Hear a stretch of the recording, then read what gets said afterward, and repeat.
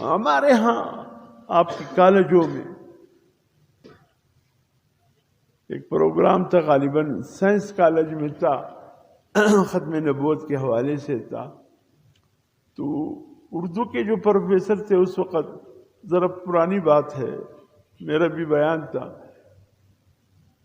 اس نے ایک بات کی، میں برداشت نہیں کر سکا، ایک دم کھڑا ہوا. الحمدللہ پورے کالج کے لڑکے وہاں موجود تھے ختم نبوت کے حوالے سے کچھ سننے کے لیے. اس اردو کے پروفیسر نے لڑکوں سے یہ کہا، ہمیں سے ہر ایک بچے کو ڈاکٹر عبدالسلام بننا پڑے گا. آپ سنتے رہتے ہیں. ایک دم میں کھڑا ہوا. میں نے کہا نہیں پروفیسر صاحب، اللہ ہمارے بچوں کو ڈاکٹر عبدالسلام جیسے ملعون سے بچائے. کیا کہہ رہے ہو؟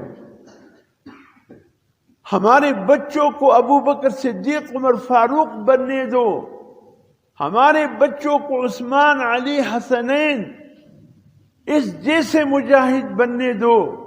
ہمارے بچے پاکستان کا وہ غلیظ انسان جس کو امریکہ نے نوبل انعام دیا تھا، آج تک کسی مسلمان، صحیح مسلمان کو یہ انعام نہیں ملا.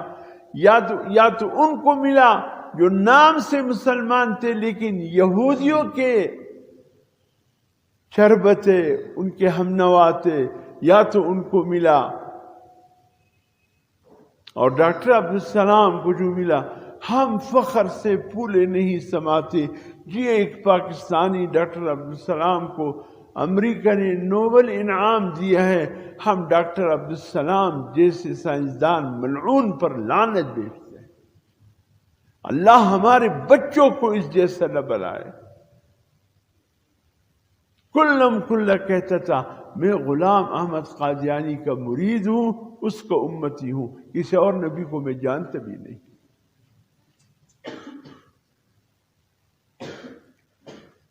میرے محترم دوستو، اس فتنے نے اس عظیم انسان کے دور میں سر اٹھا لیا تھا، حضرت سیدنا صدیق اکبر رضی اللہ عنہ.